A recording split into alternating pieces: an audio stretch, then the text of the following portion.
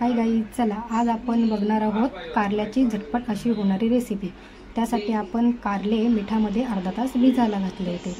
आता आपण घेणार आहोत तांदळाचं पीठ, त्याच्यामध्ये घेणार आहोत रवा, त्यामध्ये टाकायचं आहे आपल्याला आता लाल तिखट, थोडी हळद, धना पावडर, गरम मसाला, थोडंसं मीठ टाकून आता आपण मिश्रण एकजीव करून मीठ थोडंच टाकायचं आहे कारण कारली आपण मिठामध्ये आधी भिजायला घातलेली होती।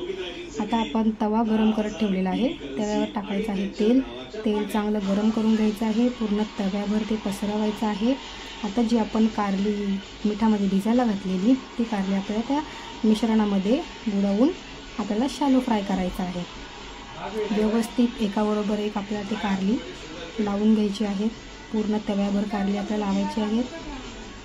त्यानंतर थोडं वरून तेल टाकणार आहोत जेणेकरून ती कुरकुरीत होतील। तेल पूर्ण टाकल्याच्या नंतर त्याच्यावर आपल्याला ठेवायचं आहे झाकण। एक 10 मिनिटानंतर आपल्याला चेक करायचं आहे। कारली थोडी परतून घ्यायची आहे आणि झाली आपली रेसिपी तयार। माझ्या चॅनलवर लाईक शेअर